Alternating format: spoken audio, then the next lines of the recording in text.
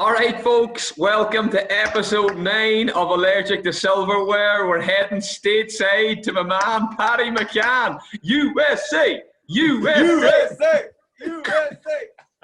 I got a lot of patriotism to Ballybofey. I wore the American flag close to his heart, but to be honest with you, McCann, you changed my perception of Americans because I have a lot of cousins from America and they used to be a bit of a pain in the ass, hey, to be honest. But you were a top man, hey, absolute legend, and we're delighted to have you on the podcast. What do you reckon, Cowan? Unbelievable. This man's a proper gent, a proper American hero. We were lucky enough to get to know him. American hero. A proper American hero. He's got the Purple Heart. He's got everything to prove it. He deserved one after staying or living up in Kelly-Lasson, up in Letterkenny for a year with Tiofack and Winnie and Graham Fisher. So no, it's great to have you on, Pat. We've been looking forward to this one for a while. And how's things with yourself?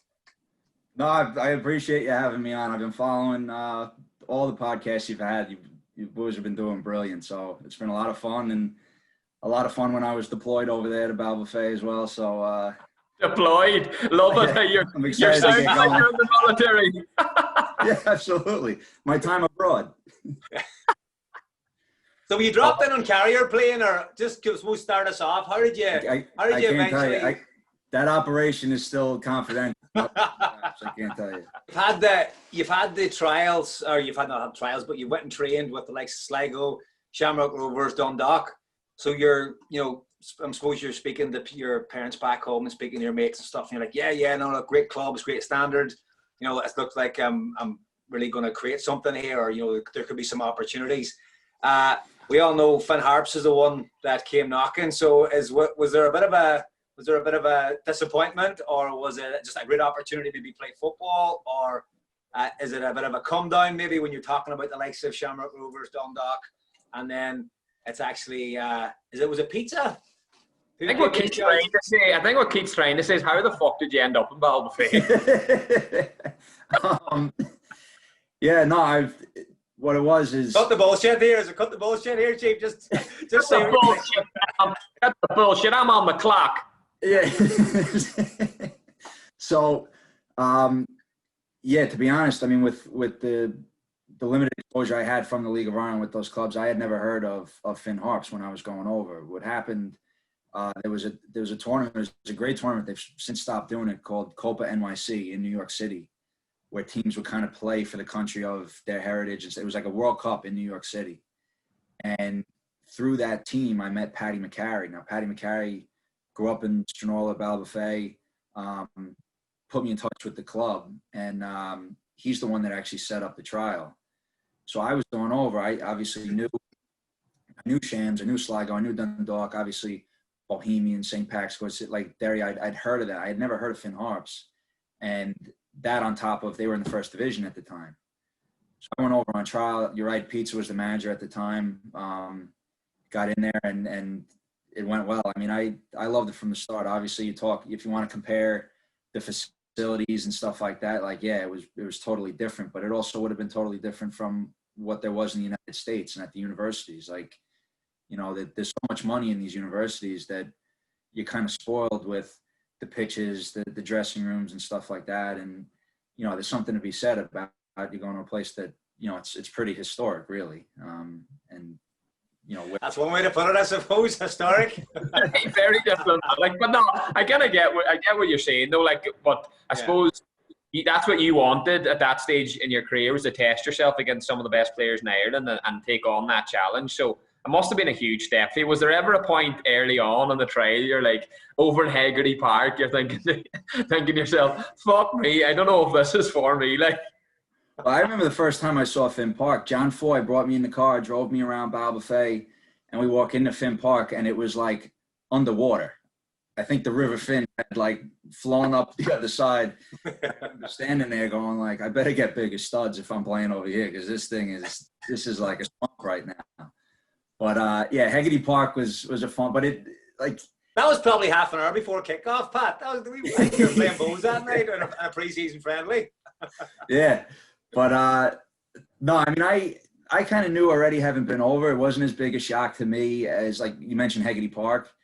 It wasn't as big a shock to me as when Tio and Fish went down there, because they hadn't seen it. I knew what it was about. I kept quiet about it, and I remember them walking in, and they would have been at even nicer facilities than I had ever been at. And I remember the two of them were like shocked when they walked into Hegarty Park, and it was a good laugh for everybody. Well, really. Tio had come from Ipswich Town. He was over at Ipswich for a while.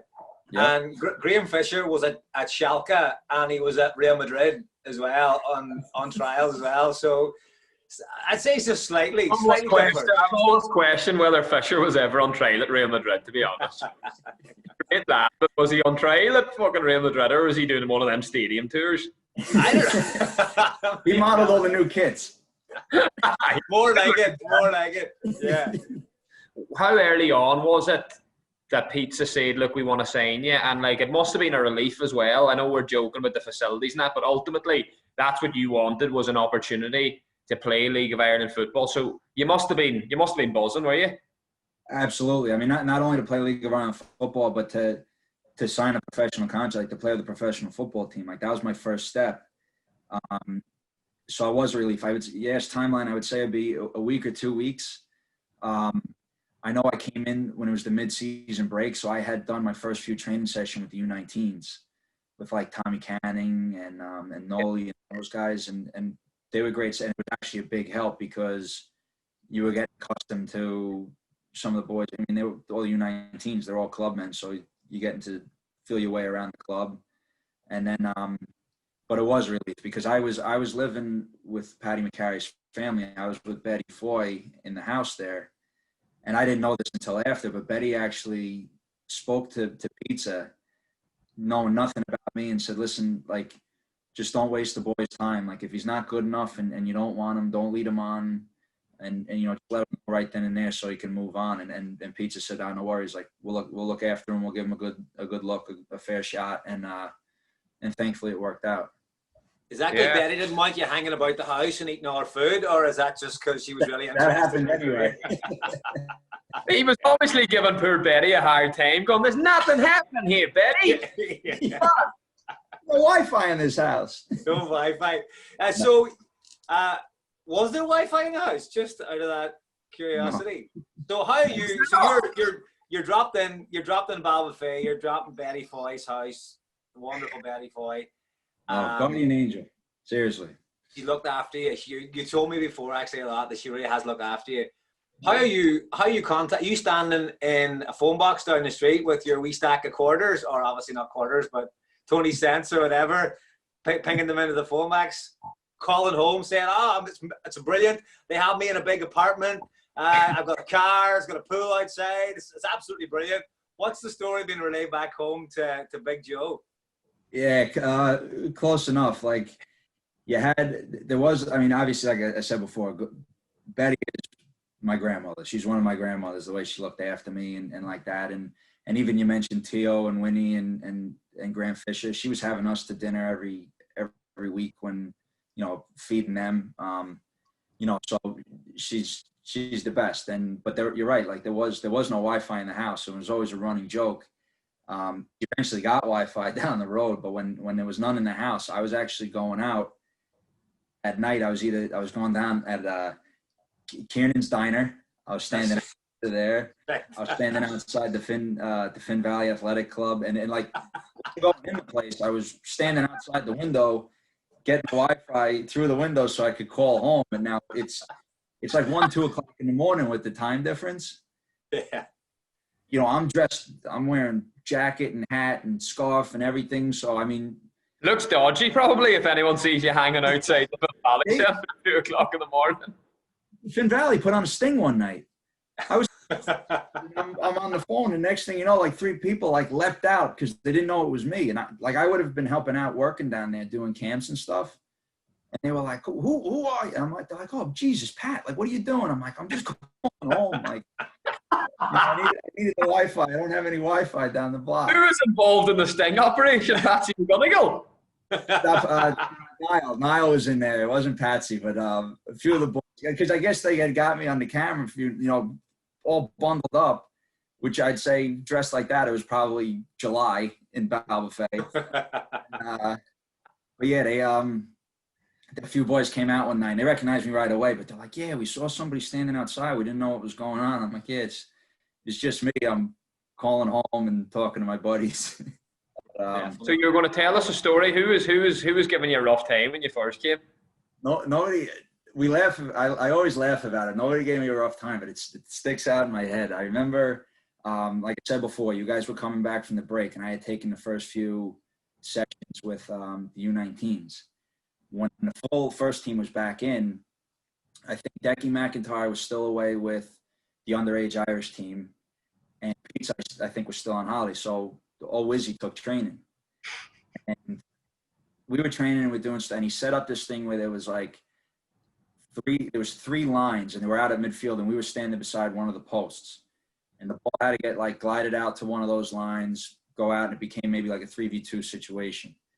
But he's explaining it, and now, like, I hold my hands up. When I first moved over, I struggled with the Donegal accent. Wizzy's explaining this whole thing, and he's all animated, and I'm in a bad spot because I'm the first guy online. So, like, I'm nodding my head, and I'm saying, I don't have a clue what he's saying. So he goes, you got that? And everybody's like, yeah, we got it. He goes, all right, go ahead, Pat, send it out. You know, and there was something about, he was going to tell us which line the ball was supposed to go to. So I zing one out to like line 2. And he goes, stop. What are you doing? Wrong line. He's supposed to go to line 3. And I remember turning around. Keith, you actually tossed me the ball. I said, here, reload. And I remember turning around going, reload.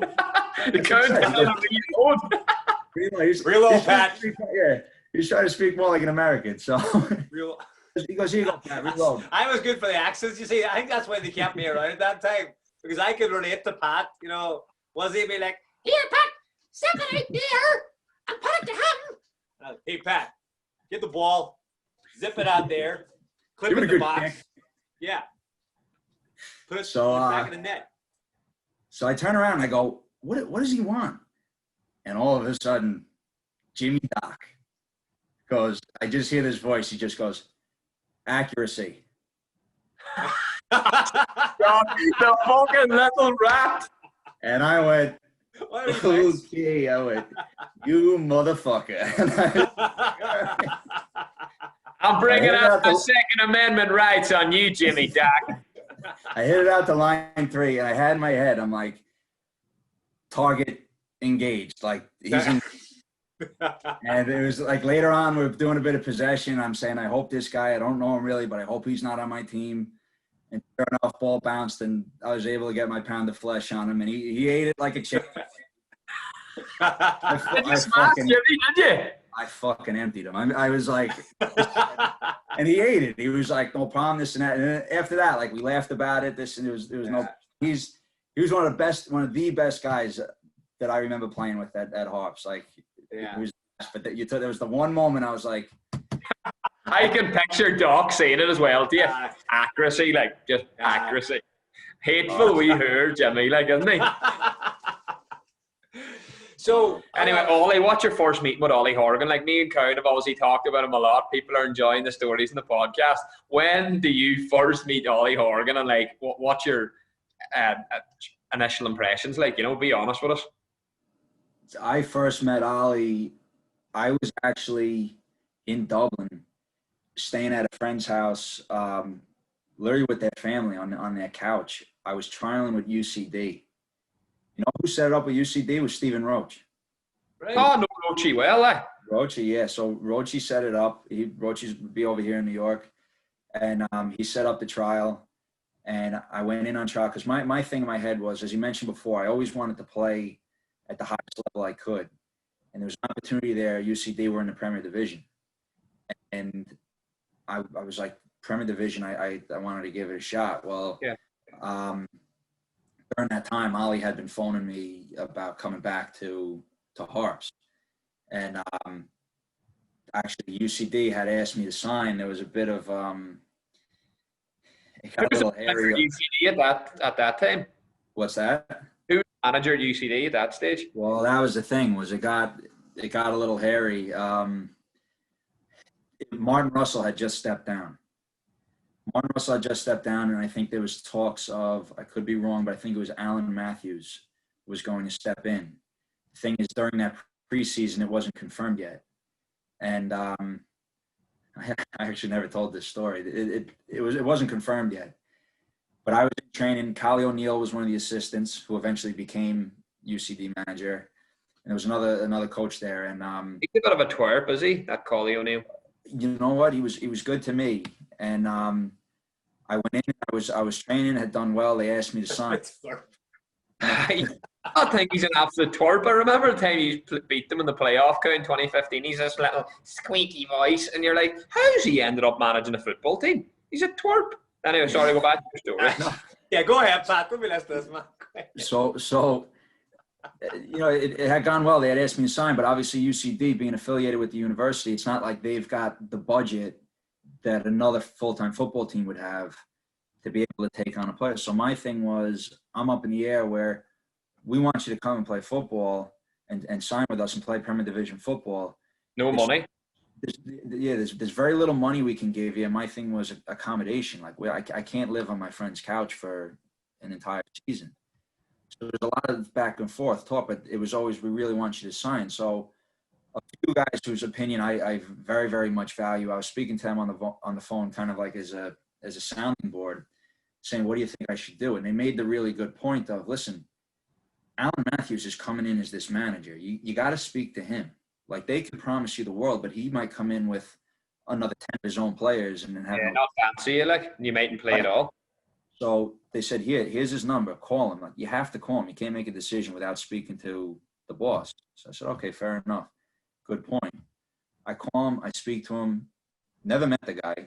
And he was a gentleman. Apparently, the coaches have been reporting back to him saying, he's a guy, we've offered him a contract. You want him here. We want to sign him. Doing real well. So I started taking his opinion. I'm like, listen, Alan, I don't know that well. He's like, no, we want you to stay. Like, the reports are good. I said, but I want to play Premier Division football. It's just, as an American, I got to also be able to live. Yeah. You know, I'm staying with the family here. And he's like, listen, and he's pretty much convinced me that playing with UCD puts you in the shop window, and we in no way, shape, or form will hold you back if another team comes in for you, say, in the midseason break. And he goes, it'll actually be good for you. And I'm like, all right, great. So I go ahead and I go back, and now the thing was, where I was staying in Dublin, it was in the complete opposite side, like way up the Drumcondra Road, past Holker Park. It was up by, there's an IT college up there or something. And I was taking the city bus down to training every day. So I take the bus down to training, I walk in, and all of a sudden the other coach that was there kind of sees me. He goes, can I have a word with you? I'm like, sure, what's going on? We walk into the dressing room. He closed the door, and he closes the door behind him. And it's just me and him in the dressing room, and starts going, who do you think you are, calling Alan Matthews, asking about this, blah, blah. He goes, and starts screaming at me. Listen, I've got, you know, I'm sorry if I thought it was wrong. Like, I literally, people were telling me, like, I have to do this. Like, I never would have thought that if it was wrong, I never would have pressed the buttons on the phone. I never would have called the guy. Like, I'm sorry. And he keeps coming at me. And he's like, you know what? I think you just came over here and you're just looking for handouts. Fucking hell. When he said that, folks, I fucking snapped. Now, when he said that, Collie had come walking in, and him and I are face to face, and I'm like, handouts. I'm like, I'm over here sleeping on my friend's couch for 2 fucking weeks with his fucking family, and this is true. I said, I was in a fucking Italian restaurant earlier today interviewing for a job to wash pots and pans so I can make enough money to play for your fucking football team, and you're telling me I'm looking for handouts? And we're getting closer and closer, and now I'm thinking, this is gonna explode. And Collie steps in and just kind of shuts it down and goes, easy, easy, easy. And I'm like, I say, clearly this isn't going to work out. And I just walked out the door, walked down, got back on the bus, called Ollie and said, coming back to Harps. And he's like, right, no bother, boy, no bother. Yeah, right, good. And he's like, where are you? I'm like, I'm in Dublin. He goes, I'll collect you tomorrow. I'll collect it. And I was like, he goes, I'm close by. Now, he could have been you know Ollie. Ollie could have been driving in Croatia at that time. He would have said he's in the neighborhood. And he's like, I'll collect it tomorrow. And sure enough, he showed up. We had Colin's family. I'm in the house. I thanked him. He picked me up in Dublin. And we just drove right back to GD. But people kind of probably laugh and say, like, you're doing it to play. Surely you could have found somewhere else to go on trials. But again, we touched on it before. It wasn't like I had opportunities pouring in the windows. I was whatever I could get. And a lot of people's suggestions too are Finn, and I kept saying, I'm like, Finn Harps have been great to me, and it's been good. But a lot of people are like, you got to be playing in the Premier Division, get in the Premier Division. And so I'm like, I took a chance with Harps. I'll take a chance here. Yeah, it was a blessing in disguise, because that was to roll into that 2014 season, and that was a good one. You know, we started well, and I knew right away it was a blessing in disguise. Yeah, it probably made sense for you to go to UCD as well and try to get into the Premier Division, like, you know. So it was probably a good, sensible thing for you to do, but unfortunately it didn't work out. But thankfully for us at Harps, it was a good thing. Although I wasn't too keen to see you back. I was like, fuck's sake, McCann's back again. I was like, oh, McCann's back again. Stop running, Pat. Stop. I always thought of that. I thought of that earlier, Chief. I did, like, when we're just obviously thinking of, you know, do a bit of prep for the show here or whatever, and I thought to myself, I wonder what Chief was thinking when McCann rolled into town. You know, the silver-tongued assassin, there he is. It was all Americanisms, and he's everything's great, man. Hey, man, and there's Chief, sweat and gravy every training session. I'm like the guys from South Park. They took our jobs. It was fucking. What? Tell us, Chief. Now, did you actually play much together in the same team? We played a good bit, yeah. Oh, yeah. That 2013 season, when he came under Pizza, because, like, what happened to me was just before Pat obviously came in was when I actually got in the team under Pizza, and then I think I played like the last 16, 17 games of the season, like, played a bit out in the raid as well, but no, played a lot with Pat in the middle of the park, and to be honest, like, loved playing with him, to be fair, because he done loads of running, like. And he allowed me to get on the ball and spray it. But no, Pat was a quality player as well, like, you know. But seen him rocking back. I was actually one of the lads on the phone that was at UCD, signed for UCD, Pat. Do you want to be up here in Hegarty Park? And we were having a conversation, and you've just kind of going like, what are we doing? Like, and I was kind of like, what are you on? It's like, you know, like, you're like, we've got absolutely like no identity to anything we do. Like, we just go and fucking play, and then, like, you're going, I am not there, like, fucking Pat, you're singing from the same page as me. But what you started saying then, and you actually, it was a really good conversation, you were making really valid points, and you're like, I'm not saying we got to be like fucking Barcelona, but, like, you got to have some fucking, like, identity of what you want to do. We just go and play, and then, like, okay, we played okay. Next week, like, what are we going to fucking do? Like, just fucking whack the ball? And I was like, Pat. And then he was like, it doesn't matter. Like, he went in a bit of a rant, like, you know. And I was letting you go. But I remember thinking, right, you're going like, we just need to get an identity, man. I mean, any team, doesn't matter what level you play at, get a fucking identity. What are we doing? This is what we're going to stick to. And I remember in my head thinking, you've come to the wrong fucking place, Chief. Wrong place. Then you got to get the ball in the dirt.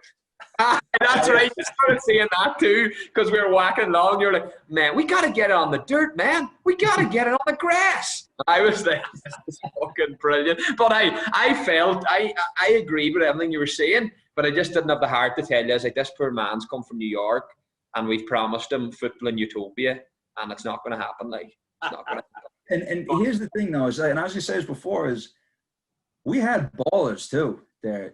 Yourself, footballers. Johnny Bonner. Cheers, Pat. Cheers. Keep in that category there now. You're not putting the big fellow beard over the cow shed, are you?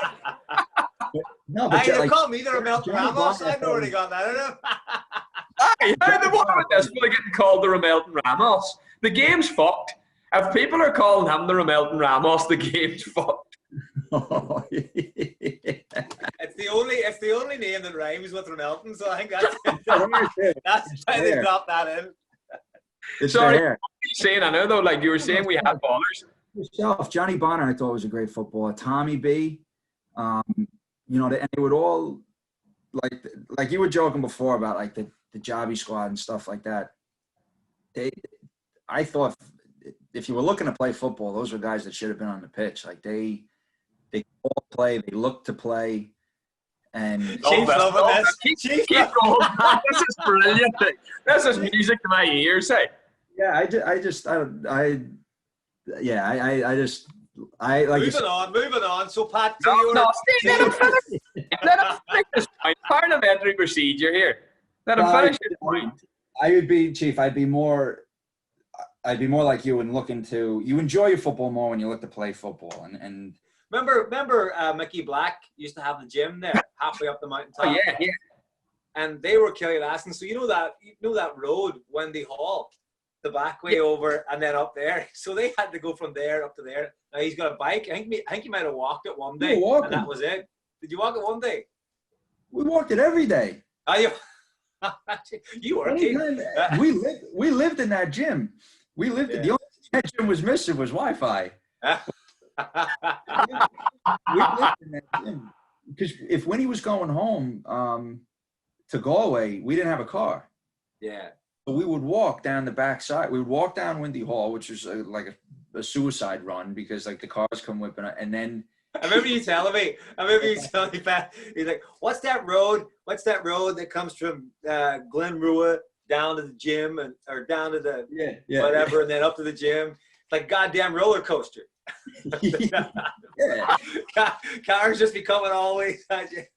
I tell you what was a real treat was when you'd make that walk all the way down and up, and the gym would be locked. Oh no! Oh, more than one occasion, yeah. How long's the walk? 3 days. I never understood, and I know there was maybe a couple of opportunities maybe where you could have came back and it didn't work out for various reasons, but the managers that were there always needed to put a squad together, and there wasn't the pool of talent that that you could pick from that Harps were going to get.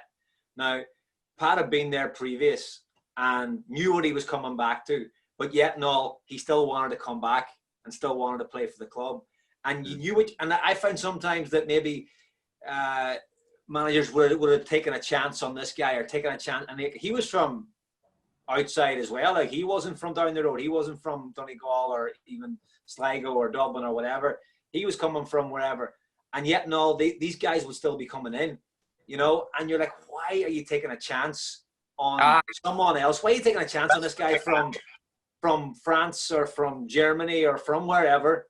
And this guy's proven and he wants to be here, and you're going to get a solid performance every week. That's something that I could never really understand.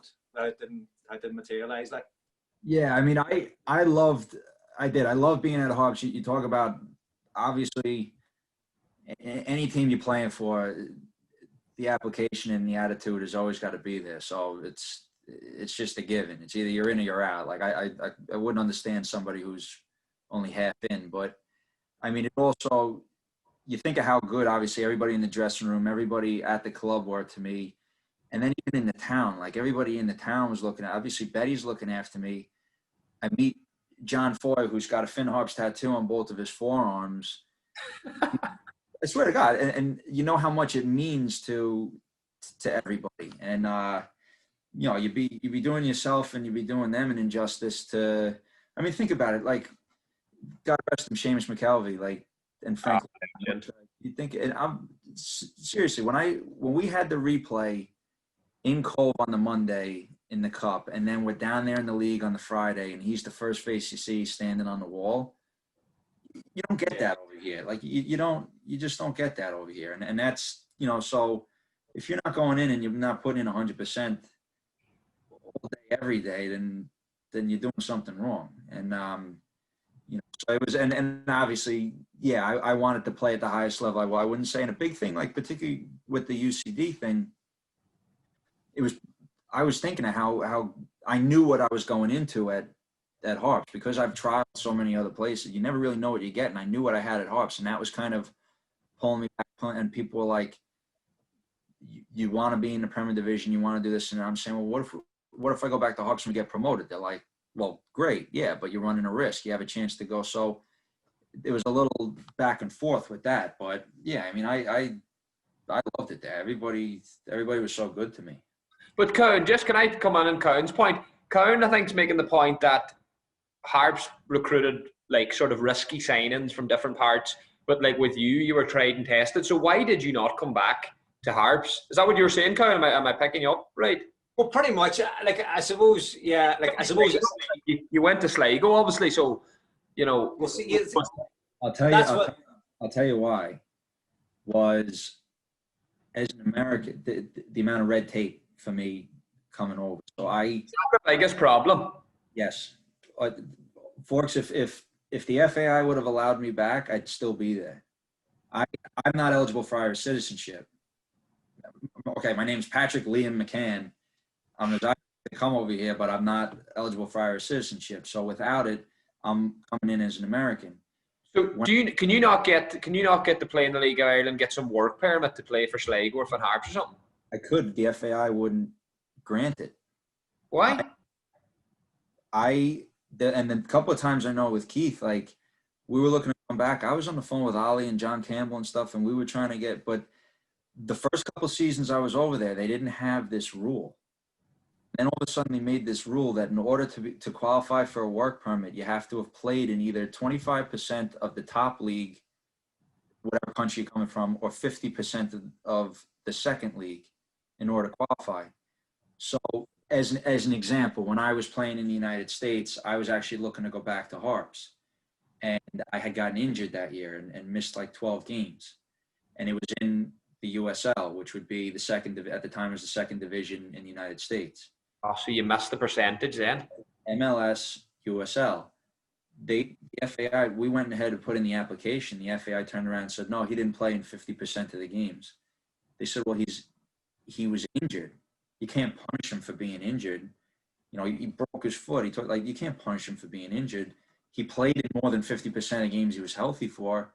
No, it doesn't matter. What does it matter to the FAI how many games you've played in the USL? That was the whole big thing, folks. It was very, very frustrating. And even when I went to Sligo, they made me, I had to register. I had to get a letter written from Betty that I was staying at her house in Donegal. I had to get a letter from my local police department in Rockville Center that there were no outstanding warrants for me. Is that that was hard to get trouble, McCann? Because we know you make going scrap. I was on the run, so I was trying to register not under my real name, but I had to register with the Letterkenny Police Department. I had to go in and get fingerprints taken in the Letterkenny Police Department to play for. Any police department? That's the first time it's ever been called that. Sure. I swear to God. I'm winding you up the Letterkenny Police Department. It's the Garda Síochána, Pat. I couldn't say that if I tried. So what happened? You went to the Letterkenny Police Department. What happened? When I went to Maybury, Police Academy. Yeah.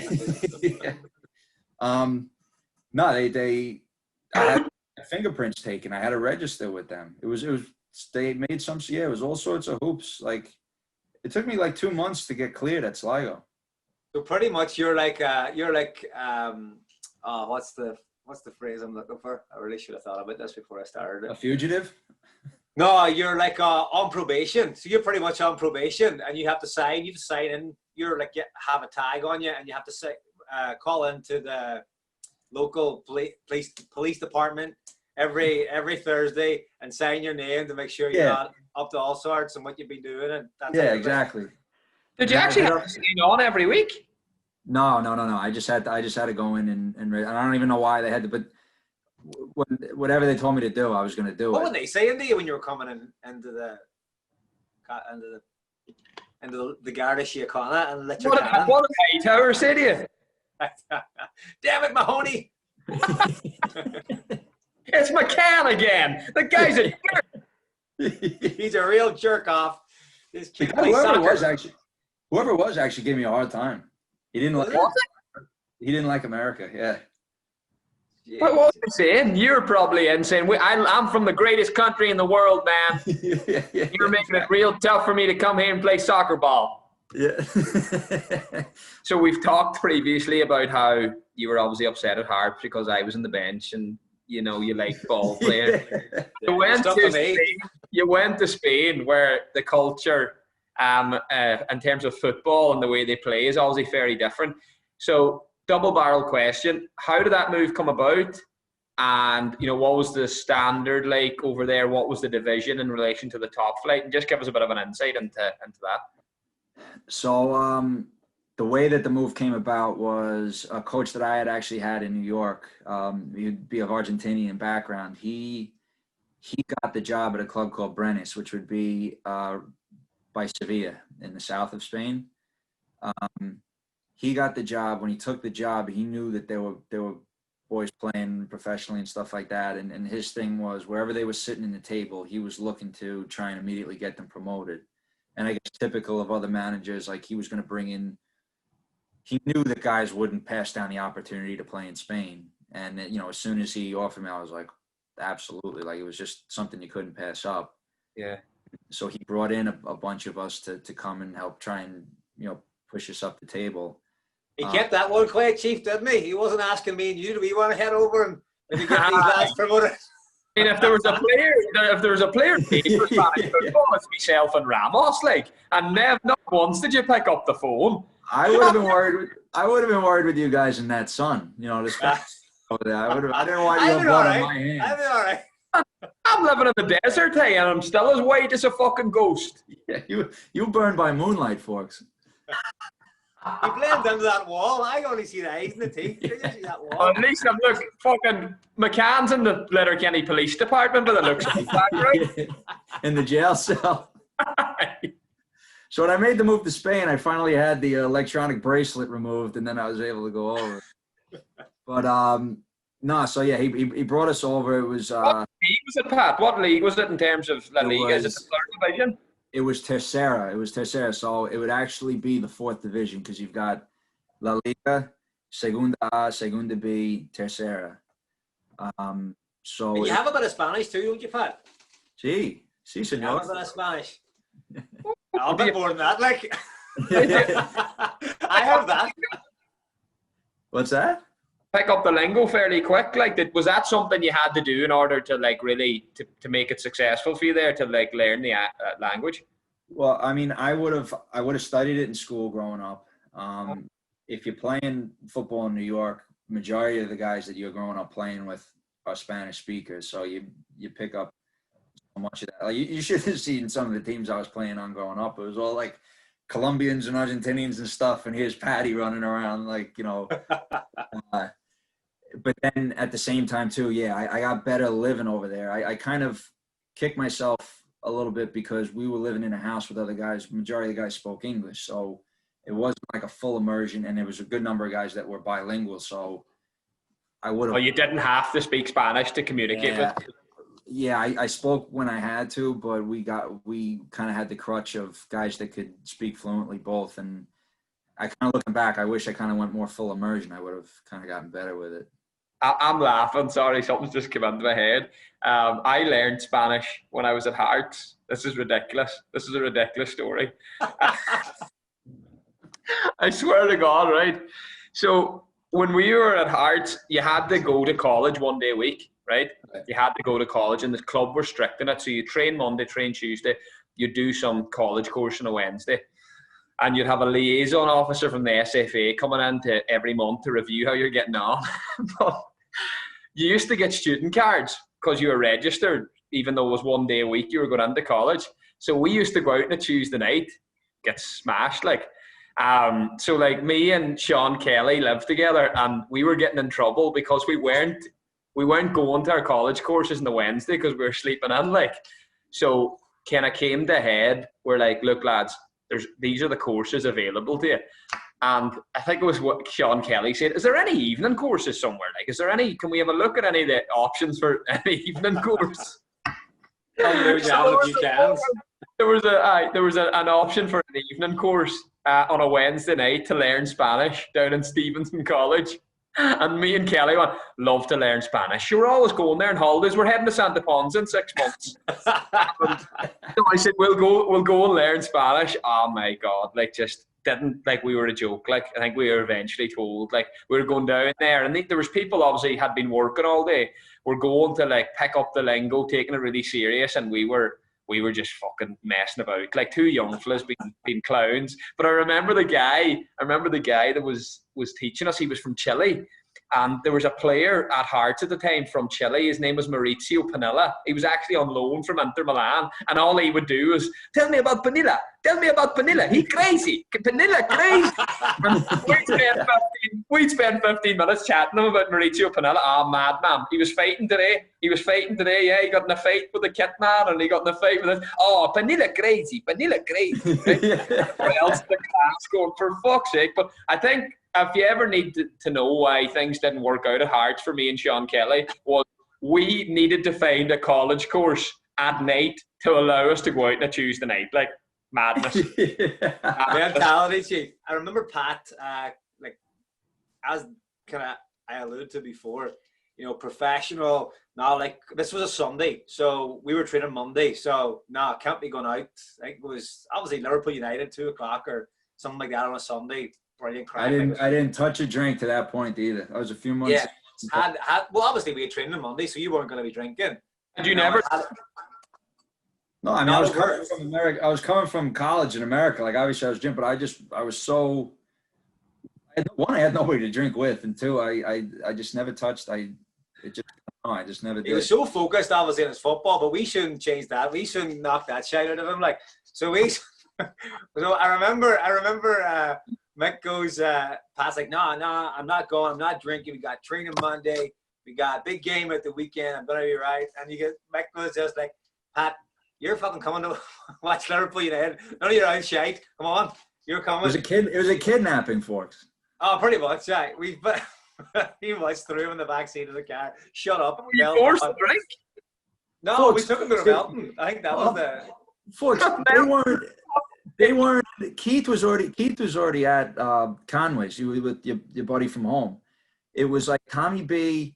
Funsty sat in the back of the car, like over my shoulder, and put me in the passenger seat. And they had hid Heinekens all around the bar, so the car. So all of a sudden, Funsty's like Pat, see there, go into the glove box for me. Go into the glove box and just grab some. And there's a Heineken waiting in there. Oh, you got to drink that now. Dropped like the sun visor. Heineken falls down. Like they had planted them all around the place. I'm like, oh, so now they had already attacked me on the way to Conway's. So you had no choice then but to drink. Yeah, you know what? Yeah, so we got there and we had a good time. It was good. The crack was good. We were shooting the crack, but I'm sure Pat won't mind me telling the story about his typical American dress code that he showed up in. Okay, so I see him come in the bar. Me and a mate, I think it might have been Lee. I think my mate Lee Stewart was there, and we were in just waiting on the guys who were coming down, and so obviously you know Conway's great wee bar. Like it's got the open fire, and we knew the match was going to be on. The pints of Guinness, really nice. Like so, we were in there, and next thing Pat comes in through the door, and I see Tommy Bonner coming in front, and he started giving up one of these here. When he see what Pat's got on, so he comes in, and it's like the typical, I don't know, the setup. American college. Folks, I looked like I wasn't at Finn Harps to play football. I looked like I was there for tech support, like I was on the ice. He got the biggest pair of beige trousers I've ever seen. There's no slim fit. There was no nothing skinny cut. No fit at all. It was shit kicker boot cut. Fucking the size of these pants, these beige pants, and he's got the t-shirt tucked in. He's got the long, massive shirt. Again, no. Just love that 3 times too big from. Just, it was brilliant, absolutely brilliant. Comes in, so it's kind of like he comes in and sits down, and we're all kind of like, right, whatever. Here we go. I see John lent you his clothes. John Foy. extra here, Betty. Give me a pair of pants. They're also happy for our shorts. But, I spent more time there wearing clothes that Becky McIntyre gave me. Yeah. I was wearing all this like old Ireland gear that he had. Like he handed me a black garbage bag one of the first weeks I was there, and it was great. It was all great stuff. So I was walking around. I had a father come up to me and start talking to me because he thought I was a scout for like the. Where was that? This was in one of the pitches down by Finn Park. I went for a walk one day and I just kind of saw some kids like playing football. And next thing you know, this guy has a word to his son. His son starts warming up and he keeps looking at me while he's warming up. And I'm thinking, oh, he must recognize me because I play for Harps or something like that, blah, blah. Next thing you know, the father keeps edging closer. He's like, oh, so he goes, you with the underage? I'm like, what? He goes, yeah, you with, I'm like, no. He goes, oh, you with the Ireland squad and stuff? I'm like, oh, no, I just didn't have any winter clothes. Like a guy gave me this. I'm like, he thought I was, and like told the kid that oh, you know, the scouts are watching, you know, you better have a good game today. I'm like, sorry. I was sound to McIntyre to give you a full bag of clothes. What a legend McIntyre was. He's one of the best men I've ever met in football. The guy is hilarious because he too looked after me when we were at Sligo too. He's a character. Yeah, he's unreal. Even when my dad, Keith, when my dad went over a year ago with my aunts and uncles, like his brother and sister, he got tickets to he got my dad tickets to the Brandywell, Derry City, Shamrock Rovers, and left him at will call with Senator McCann. Very good. Because good stories there. Do you have any good funny stories with McIntyre giving you a touch about anything, you know? Yeah. Well, Decky would always, everywhere we went, he did this at Harps, he did it at Sligo, he would always, like I remember when he did it at Harps, we'd be sitting in there. Now, the first day I met him, I didn't know who he was or what he did. And I guess he had spoken to Pete or whoever says, yeah, we've got an American in. And I come walking into the dressing room and here's this guy and like I just kind of, you know, nod my head and he nods and all of a sudden he just goes, well, if it isn't Whitey fucking Bulger. And I was like, who is this guy? He's like, what's going on? He goes, introduces himself. Time goes on. We're getting ready, like, for a match. We're going down. And you remember the Centra, obviously the Centra across the street from Finn Park with, like, the Polish guy behind the counter? Like, yeah. Well, lad, what is crack? Like that. He loved McVeigh. He loved McVeigh. He had him in his pocket. McVeigh be freaking out. McVeigh will be freaking out with this lad. They don't know how to take him at all. Because we'd all wind up McVeigh. What's going on with you and the Polish lad across the road? Is there something going on there? McVeigh be freaking out. But I remember coming in one day and all of a sudden he comes running into the changing room. And I had been knowing it. I just got there, but he had it lined up. He goes, fellas. He goes, listen to this. He goes, Pat was leaving the Centra across the street. And just when he stepped in the road to walk in, this car comes driving by. Next thing you know, the car screeches up and Pat slams down on the hood of the car and goes, hey, I'm walking here.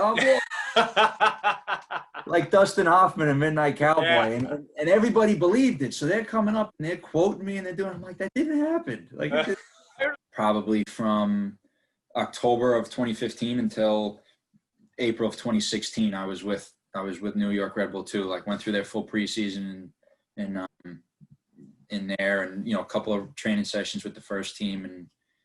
And what sort of first team players were at New York Red Bulls at that stage? At the time, Sean Wright Phillips and Bradley Wright Phillips were both there. I'm trying to think. They were coming. I mean, those are names people would know. Dax McCarty, who was a guy, he'd be a veteran in the MLS. He was there. The head coach was Jesse Marsh, who is now the head coach of Red Bull Salzburg in Austria. Oh, wow. Chris Armas was his assistant, who, when Jesse made the move there, he was and then John Wolniak was the head coach of New York Red Bull too, who he had played tons of games for Red Bull and throughout the MLS. I think he was capped a couple of times with the United States. Any interaction with the Wright Phillips lads? Because I have heard in just different podcasts and stuff that They're supposed to be nice lads. Oh, they're really nice lads. Yeah, I was more with Red Bull too, but I was fortunate enough a couple of times to be asked to go in and train with the first team, and would have met them, and they were just they really do it right. It's a good club down there. Nobody's too big for anybody, and they were really nice. I mean, you could tell too, like they've got quality, you know. Yeah. Was the standard massive from Red Bull 2 jumping up to train the first team, or was it? Did you find that was the thing is, yes, there's a little bit of a jump up, but it was because the reason that the jump was not that different was because Red Bull 2 that year was that good. I was meant to sign there, and you know, it kind of was a crazy story how it didn't happen, but it was good. What was the crazy story behind it? You can't just stand up on the podcast. It's a crazy story behind why I didn't sign for them, but yeah. Move on. Next question. Yeah, so like I said, I was in for preseason with them 2014. And been other play and was getting games, was actually, you know, they were kind of doing me a favor letting me train, thinking that I was going to end up making a move somewhere else. I was staying sharp for something. Other things kind of fell through, and what was wild was they had me more in the starting lineups and stuff during some of these preseason games, and then if I wasn't, I was coming in off the bench real quickly, so I was incorporated a lot. Just to cut across you there, you're saying that you know, you're playing some of your best football, you're in there, you're sort of getting opportunities, say, but they're sort of doing you a favor by being in there. How do you feel? How do you feel in terms of the players that are around you? Are you sort of thinking to yourself, you know what, I can play here, I'm all right here, like, you know, I'm well at the level here, or will you kind of out of your depth at times? No, I knew I could play that, and even like I had players coming up to me during that time where I wasn't signed. You know, I was traveling from home on Long Island over the bridge. You know, it's maybe an hour and a half every day there, hour and a half back, and you're paying the tolls all like that. I had boys coming up to me saying, like, why have they not signed you yet? Like, how come that? And so that, I mean, that was nice to hear. That gives you a little boost of confidence and stuff. But, yeah, when all of a sudden I eventually kind of went to the manager and said, you know, they're closing in on the start of the season. I said, is there any chance of signing? And he was very, very honest. And he goes, listen, there's like a 10% chance that we can sign you. They're big on homegrown players, bringing guys up through the youth team. They really pride themselves on being able to advertise that they've developed players in their youth academies and now they're in with their professional ranks. I wasn't one of those guys. So he goes, there's a whole panel of people that it has to clear. He goes, I'll run it by him. He goes, but I'm saying it's probably a 10% chance. He comes to me on a Tuesday the following week, and I've been in training every day. He comes to me on the Tuesday the following week and goes, we want to move forward and hand you and give you a contract. He goes, would you be up for it? I'm like, absolutely, that's great. He goes, okay. He goes, Juan, who's the director of soccer operations, he's going to contact you. Sit down with him tomorrow. They'll go over the contract and everything like that. And once everything's ironed out, they'll put it all together. I'm like, awesome. So as I'm leaving, he tells me word must have gotten to some of the other coaches. And now the other coaches are coming up and they're saying, Pat, you deserve it, man. You know, that's great stuff. You know, you've been obviously playing well, but the sacrifice and the distance you're traveling, coming here, you deserve it. And that was really, really nice to hear, you know, because they're good. They were good football guys. So I'm coming I get the text from John, the manager, just as I'm walking out of, like, can I speak to you? So I'm going to be coming from New York, and I'm very ready to make the walk to the office. So he goes, can I speak to you? And I'm thinking it's going to be like, oh, you know, the contract's ready, you know, come sign it. I'm like, yeah, no problem. So I start making the walk, and he stops me between the pod and the main office. And he goes, here, come here. And he, like, sits me down on the bench. He goes, listen, unfortunately, we can't offer you a contract. I went, and it was one of those ones where it had taken so long. Like I've had that happen to me before, but it's like you smell it going stale. Yeah. We waited for 2 or 3 weeks. Every box was ticked. I'm waiting for somebody to come back from Hawaii to say yes. Like all this stuff. Like it. Did he give you a reason as to why they can't do it? Nothing clear. And I was like, I said, fucking hell, what happened? This and that. And he's like, listen. And to this day, I don't know what transpired within those 12 hours that it went from yay to nay. And I'm like, oh my God. So he brings me into the room where Juan is, and Juan goes, have you spoken to John? I said, yeah. He goes, I'm sorry, man. He goes, I don't, and now I could guess that. Are you raging at this stage, or are you just devastated? I'm raging, devastated, yes, but I'm also numb. I'm like, what the hell just happened here? And I'm also thinking, I'm like, I've had some shit like this happen to me so often before that, like, I've gotten, like, you'd wish it on no one. Yeah. Almost, I don't know if blessing is the right words, but you build callous to stuff like that in football. Like so I'm like kind of sitting there and I'm going, and then finally I'm just like, all right, it's done. So I remember them going like all right, are you heading home now? And I went, what time are we out for training? And they looked and they went, are you gonna be all right to train? I'm like, I just drove an hour and a half to come here. I'm not leaving without playing football. And they're like, fair enough.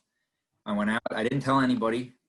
I was kind of like in a fog going through the warm-up or whatever, but then we jumped in playing, had a great session. I remember having a great session. Wrapped up, got my stuff left. How the fuck did you train? That's unbelievable strength of character there. Like, hey, I would have been Johnny Squad out of there. See ya. I listen to this was GVB going to fucking Ardmore again. We'll go to Ardmore to fuck. Go to Long Island. There's a sevens tournament in Long Island. So I went in training. I didn't say anything to anybody, and that was with Red Bull too. Earlier that week, Jesse Marsh had stopped me in the hallway and said, "Listen, we need you." It was on a Friday because he goes, "We need you on Saturday for training with the first team. Red Bull 2 were going to be away with a game because their season was starting. Like I wasn't going to, had the signing went through, I wasn't going to be clear. We need you for training." So I was like, all right. So I go home. Now I remember after the training session, I kind of like sat in the parking lot for a little bit and I'm like shaking my head going, how am I going to call home and tell my family? Like, I remember you telling me that story before, but it was just the one time, but hearing it again, like it's gut wrenching. Like it's absolutely, you get that hollow feeling in your stomach where you're just absolutely, devastated for you. Like, how do you then, like, so you've done that there. What was wild about it too was, I guess because I didn't say anything to anybody, I was getting texts from guys on the team weeks later. Yeah. Where have you been? How come you haven't been in for training? There was a rumor that started that I had been away with international duty with Ireland. See, just typical. Harps wouldn't be good enough for him. Have to head up the road to Sligo there. No harm, Ollie, man. I just trained with the Red Bulls for 3 months. I ain't going back to fucking Hegarty Park, man. Oh, we were on the Prem at that time. We were on the Premier League at that time. Oh, aye. Do you know what I was? You know what you were telling that? I texted. I let him know I was back. Oh, did you? Yeah, and I told him I was going to try with Sligo and this and that, and I don't know. It just worked out at Sligo, I guess. Oh, that fucker, he fucked up to Spain. He fucked up to Spain when I needed him. He's not coming back now. He's over there in Spain playing tippy tappy, ticky tacky, whatever the fuck you call it. No good to me. Not what the fuck, McCann. Not what the fuck. We step one foot back in Ireland. You know all about it. Just you've reminded me of an experience I had when I was about 15, and I was a tough one, like, right. So I went and trialed to Bolton, and I was kind of going over and back to different clubs, Pat, like Wolves and Leicester and different clubs. But the whole thing is to get at a club when you're 16. Like, so I would have been 16 in April, and then would have moved for the pre-season at whatever club. So I was over and back at different clubs, and I've been at Wolves, Leicester, was at Hull City, but went to Bolton right before Christmas. So kind of thinking this is my last chance, really, because if I don't get a contract offer here, I'm not going to get away. went and trial, and like you lads know, when you're doing well, you know you're doing well, like, you know. Yeah. So went over there, and this was JJ Koch and all these boys were Bolton, like, and Uri Yorkieff, and Kevin like, Nolan. it was unbelievable, like, because Bolton had a great stadium, but the facilities were fairly basic, like. So I was in a training pitch. I remember Joey O'Brien. Do you remember? He plays for Shamrock Rovers now, but he was at West Ham. He was in the under-18 team there, so I was 15. He was sound, like. But 2 weeks, went there, trained, like, stalking JJ Koch in the canteen, just staring at him, like, while he's eating his dinner, like. But anyway, do the 2 weeks of Christmas, done really well, like, genuinely. And I thought, I've got a chance here. Do you know, like, if you said when you smell it going stale, you know? Yeah. Like, I didn't. And I was like, I've got a chance here. And I remember playing a trial match, going really well. So taken into the office on the Friday and flying back that afternoon. Come into the office and I'm genuinely thinking I'm getting offered a contract here by Bolton, and you know where this is going because I don't get offered a contract by Bolton. But it's Big Sam the gaffer, chief. Big Sam's the gaffer. I should have known that. But he had a bit of flair at that stage with Yorkieff and Campbell. I mean, but so the lad head of the academy sits me down. He goes, Mark, he says, to be honest, he says, you've been absolutely brilliant this last 2 weeks. So I'm thinking, inside now, I'm thinking, oh yeah, we're on here. Give it a yawn, Ben. I'm thinking, we're fucking on. He says, you've been outstanding, like, you really have. Like, your distribution's really good. You're a clever player. You've got lovely touch and all that. And he says, in the game, like, you set up one of the goals. We thought you were brilliant. But he says, look, Mark, he says, I have to sign you with the belief that you're going to play in the Premier League when you're 18. And to be honest, you are not going to play in the Premier League when you're 18. I didn't see this coming. And my fucking heart just... And you're 15 and you kind of... I'm there buzzing the whole time. And then he just came out with this, you're not going to play in the Premier League. And my heart just fucking sank. And all I'm doing for the next 2.5 minutes, whatever he spoke for, was just keeping it together. Like, because I was... I was crushed. Like, and I'm there... Yeah. Yeah, I'd say me bottom lip was going, like, seriously. You the visions, Chief, of you stepping down on the port with a Bolton tracksuit on, you're like, I was ready to go out there, and I was going, JJ, do you want a few pings? JJ. You know what I mean? But you know what he said, though? He did say, he said, look, I'm being honest. He says, you're a really good player. And he says, if you keep working at your game, you'll play at a good level. That you will play at a good level if you continue to work hard. He says, but I'm just being honest, I have to sign players here with the belief that they'll play in the Premier League when they're 18. And to be honest, he was proved right. And that's why he's paid the job. I know about that, Chief. He signed plenty of boys, didn't play in the Premier League too. He fucking did. He did indeed. He knows nothing. He knows nothing. I bounced back, you know, and I went to Harps. But sure, that was a waste of fucking time as well. I have to take you back to Galway, 2013.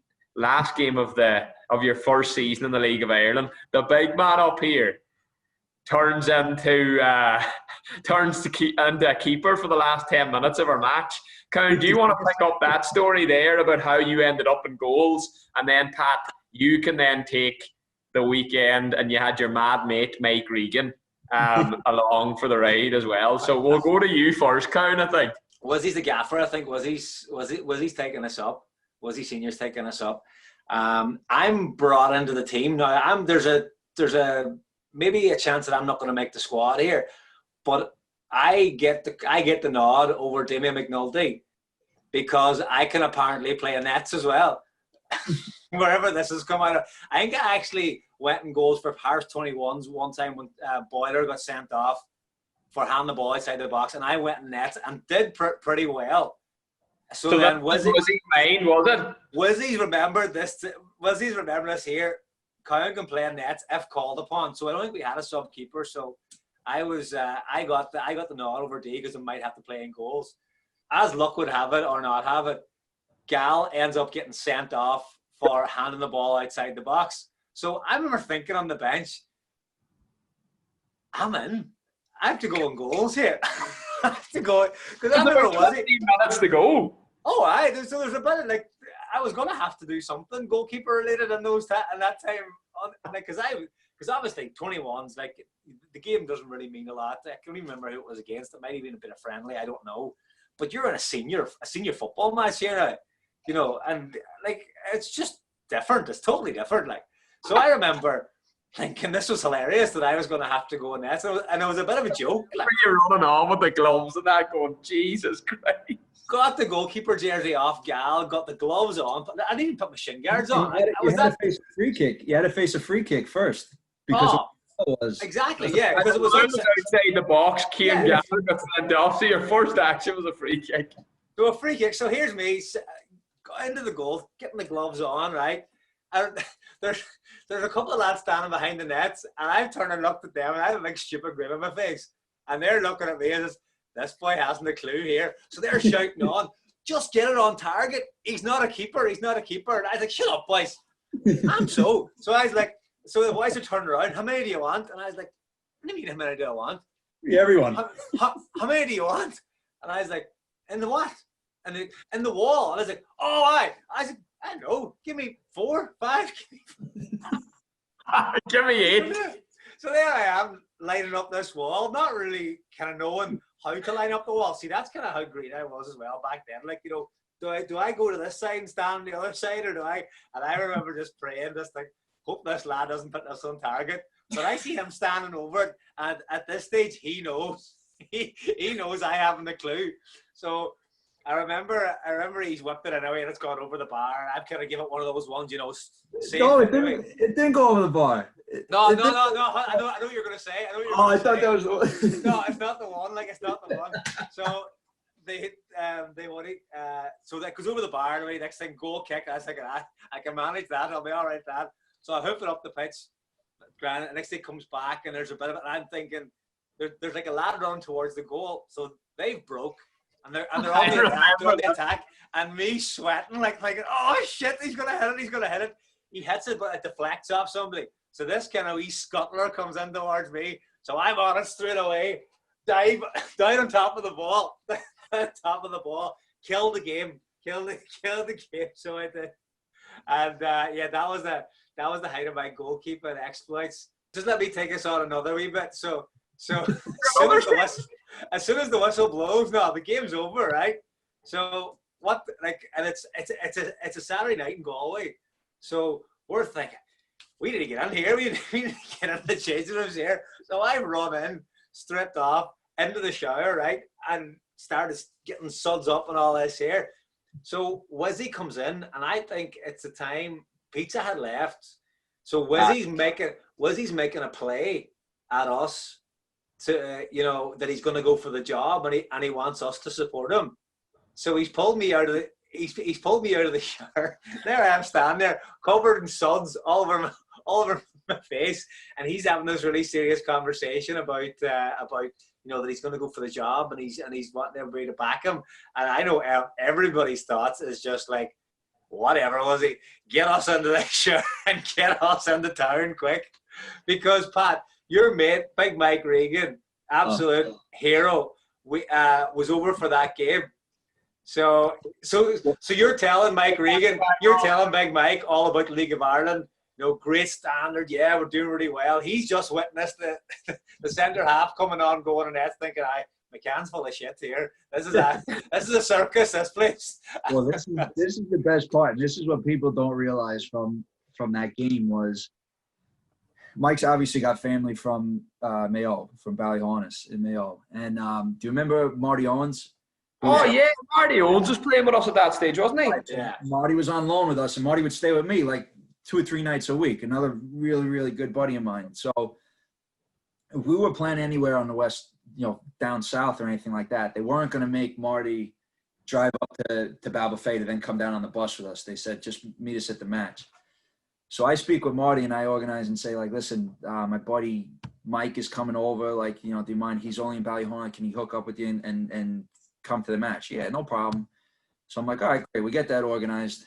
So I speak to Regan, and he's like, yeah. He's like, yo, all right, I'm coming with Marty. We're doing this. I'm like, all right.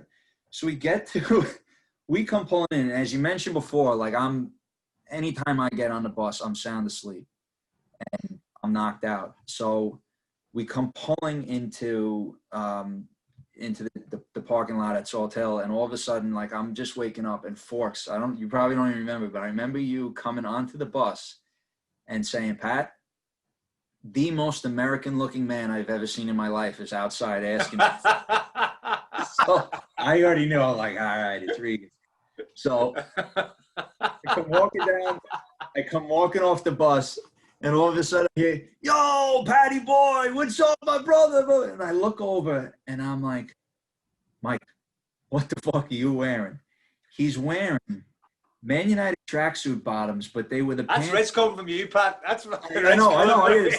This is the pot calling the kettle black, but just hear me out. So he's wearing these baggy, like, you know, the wind pants that, like, when you walk, you hear like the shell suit. Yeah. Like, you're not robbing a bank anytime soon in those things. Like, you can hear him coming down the block. So he's wearing those pants. He's wearing a hoodie that says, it's his town, that says Garden City Baseball with a big baseball on it and two baseball on it. and a Garden City baseball hat. And so, like, you know, natural attire for a League of Ireland football match. He had a fanny pack as well around the waist. So And Mickey Mouse ears. A fanny pack. That's a bomb bag, Chief. Where are you from? Fanny pack. It's a fanny. That's what they call it in America. It's a fanny pack. Yeah, he's speaking my language. So anyway, I'm like, Reed, what's up, bro? He's like, yo, I said, how'd the drive go with Marty? He said, yeah, it was good. He goes, but he goes, oh man, he goes, I was killing Marty. I said, what do you mean? He goes, the Aer Lingus food, bro. It was coming back, man. We had to drive with all the windows down. So Big Reed's just farting over Marty the way up the road in the car. He's like, yeah, it was no good, but I'm good now. I figured I sorted it out. I said, oh yeah. I said, you went to the bathroom, like everything's good. He's like, yeah, I may or may not have used your dressing room. I went, what? I said, you went into the dressing rooms? He goes, yeah, and I may or may not have clogged the toilet. I'll see you after the game. I walked into the dressing rooms. Our whole team was out in the hallway waiting for maintenance to come and fix the toilet that Mike Regan destroyed. Put our boots on and we got to get out on the pitch for warm-ups and stuff. And it smelled like death. We couldn't get a train. And sure enough, Mike was like, yeah, I'm here. And then obviously after the game, we got a little. You were saying we had Galway town hard, but I remember my abiding memory of that was like you and Mike just sort of embraced Galway. Like, always a great town. I was buzzing that Saturday night, but I remember Mike just breaking into this rebel song out of nowhere, like. And it was, as I described, the most American-looking man in the world. And I know he's playing the whole, my family, my ancestors are from Mayo, man, but I'm not really fucking buying that shit. Like, do you know what I mean? I'm like this big plastic yank, like, oh man, there's something here in the soil that I love, Mark. And I'm like, right, whatever. He's not making a great impression of me earlier on, but then out of nowhere, full-on rebel song, and he knows it word for word. So, you know, and I was like, Jesus, maybe this man's not a plastic at all. And then you were at it as well. I think we went to a bar that was playing a bit of rebel music, and you boys were leading the way. Much to Cowan's disgust, I mean that. I wasn't there. I wasn't in that bar. I wasn't allowed in. You were like, I'm leaving, lads. This is the crack we're at. I'm leaving. Did you go on the beer with us the next day as well, or did you go? Oh, we went home. Myself, Marty, and Regan. We were going to go golfing. That's right. I'll admit it now. I snuck onto the golf course in Stranorla about 40 times. Never had a problem. I'm a horrible golfer. I would just fill my pockets with golf balls and play until I lost them, which was probably hole 3. But we go on there, and we're actually teeing off on the 4th hole, and some guy jumps out of the woods wearing like a high-vis vest. Hold on, wait a second. We're like, oh, God. We're like, what's up? They're like, let me see your greens ticket. So let me see. And we're like, so I go right away. I'm like, listen, the pro shop was closed. You know, we couldn't get him. Like, we didn't know what to do. So we just like teed off. We're only playing 9 holes, this and that. And the guy hears the accent. So he goes, where are you from? I said, New York. And he goes to Regan. He goes, where are you from? He goes, New York. He goes to Marty from Charlestown, Mayo. And he goes, where are you from? And Marty looks at us and just goes, New York. I was like, oh, sorry. He thought we were like course evaluators. We were no problem. The clubhouse afterwards. We're like, all right, great. See you later. He said, "Hey, I think you made the right decision to get out of Galway when you did. Me and Big Cowan were still up on the Swilly Inn on the Monday at fucking half day. T-shirts off. 3 days we went on it, like. And I remember on the Monday, right, we done the Saturday night, great night with you and Mike and that, and then all day Sunday. I remember on the Monday we were waiting to get the bus up the road, and none of us were even speaking to each other because we were that hungover. And you're just like, just get us up the road. Like, did you tell me before that McCann school a certain Irish rugby player when it came to an old Rebel song in a bar in New York? He did. I remember. Yeah, we were over for New Year's Eve. Myself and two mates, Matty Maloney, and you'll love this one, Chief, Gareth Alexander. We're over. Gareth Alexander, where's he from? Is he from Burton Port? So we were in the Swift, great bar in New York, called the Swift. So we're in there, and a mate of mine, Simon, he's a big Drogheda United fan. So we've had plenty of banter with him over the last couple of years, and the amount of missed playoffs and times they've messed it up and that. So he's invited us into the bar that he's managing, the Swift. So young McCann catches up with us along the way, and in the bar as well is the Irish scrum half, Conor Murray, right? So he's in there with a couple of mates. So just it's not a big bar, so you kind of end up almost just bumping into them. So we're just having a crack with them. We're chatting away, and the crack is good. So the as they do, the Rebel songs or the Irish songs started, being in the surroundings. I suppose the Irish bar in New York, you have to know one. I don't know how I got in, like. I Graham Alexander warm his way in there. That's what I want to know. We're on McCann's dime. He's keeping us right. So I smell a fucking rat in here. I smell a rat in here. So we're in anyway. With the crack's good. We're going, and the songs start up, and everything's next thing. So the Munster boys, Sean South from Gary Owen, starts up. So the lads from Munster, you would think would know the song anyway. From Gary Owen, I think they would have a fair grasp on it. They're kind of, and then big man chimes in. He's like, you don't know half it, and he just word for word, bang, bang, bang, bang, goes it. And there he's leading the charge. And of course, me and Alexander are there as well. I was fortunate at Harps that I didn't really pick up many injuries at all. The only time I had something. You never fucking tackled, that's why. So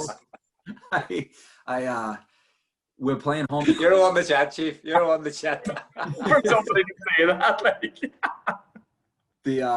We're playing home to Cove, and all of a sudden. Serious night. Yeah, mighty man. And ball breaks. I go to run down a ball, and it goes to get cleared out, and I jump up and just freak the way it happened. The ball comes right in, hits the end of my foot, and jams my foot, and I'm like in so much pain. And I end up finishing the game or whatever, and Paddy McCarry actually was there at the match. He was over from New York, and he's like, "Oh, what's going on?" I'm like, "Paddy, I think my foot's broken, like my toe. I think it's broken." So I go hobbling out of there or whatever, and I'm hurting bad. So the next few days or whatever, I'm in the Glenrua kitchen, foot in ice, just icing it down, doing whatever I can, and I can't get it to turn the corner. So obviously we're doing our meals at Betty's house, and she's like, how's the foot, this and that. She's monitoring, and then she's like, listen, she's like, you're still hobbling around, you're still in pain. I'm like, yeah, Betty, I'm hurting. She goes, okay. She goes, let me just think on something. So the next time I'm in there, she like gets me alone, and now Betty again, guardian angels. If she said jump, I say how high, like whatever. She's like, listen, I have an idea if you're up for it. Oh Jesus, where's this going? I said, yeah, Betty, whatever you need. And I said, whatever you think is best. She goes, now Betty be very, very devout. Like she's got a hotline to God, like praying. I swear, shaking the holy water at you when you leave. She's the best. So she's like, I know someone in Tyrone he's a healer. I said, oh yeah. She goes, broken bones and sprains or whatever. He's been known to, like, would you be open to going? I said, yeah. At this stage, I'll do anything. So she's all right. I'll sort it out.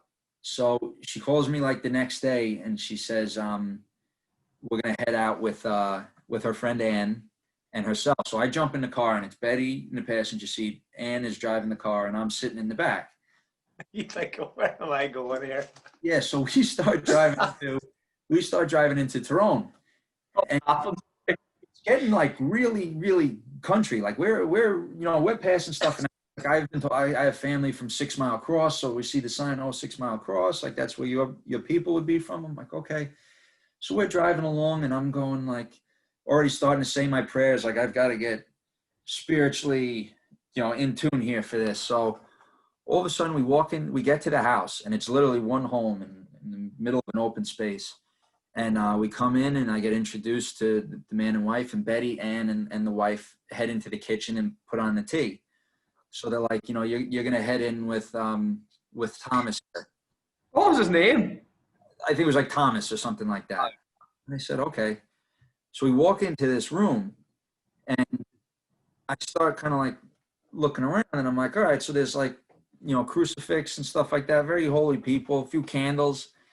And he goes, here, have a seat here, no problem, blah, blah. He goes, we're going to just speak to our Lord. And, this, and I said, okay. So he take my shoe off and he takes my foot. So he's holding my foot and like my toe is like black. And he's holding it and he goes, all right, and he's like, close your eyes. And he starts praying over my foot, trying to heal it. What prayers he saying? Do you remember? It might have been in Latin. I don't know what he was saying, to be honest, like this. Because all I remember is I remember sitting here like with my eyes closed, and I'm praying. And at one point I kind of open my eyes and I'm kind of looking around the room and I'm going, it's like there's a lot of candles and like religious stuff going on in here. And I said, I hope this works. I'm like, I've been in proper university, like physio rooms and stuff like that. I said, this would be great if it works. So we get out and we finish and stuff. So my foot's still killing me, but I'm like, all right, it might take some time for the Holy Spirit to descend upon me. But you hadn't much faith in Mickey McGlynn if this was the kind of carry on you were. This is the thing, is we're there and now all of a sudden Betty. Sorry to cut across you. So he just done a prayer, or was it like long? Like, was there a lot of prayers? Was there a rosary said? Like, what was going on in there? There was a lot of prayers, yeah. Prayers and yeah. So I was just letting him. Did he say like you need to like give it time or what? Or did he say you're healed? Be gone, child. Yeah. Get up and walk. Yeah. So was he like an evangelist from America? Satan be gone. Satan be gone. No, nicest man in the world. Just like super nice. And he took a stranger into his house to pray over his busted foot. And I'm thinking, but now all of a sudden I'm going back and my foot's not getting any better. So now that's funny that I'm carrying the burden of like, all right, my foot's killing me, but now maybe Jesus doesn't love me as much as I think he has because my foot's not helping me. And Betty's asking, how's it going? And I don't have the heart to tell Betty that it's been a waste of time. Like, no, yeah, like it hurt. Like it still really hurts. So I'm like, yeah, I think it's coming along. It's coming along good. It's good.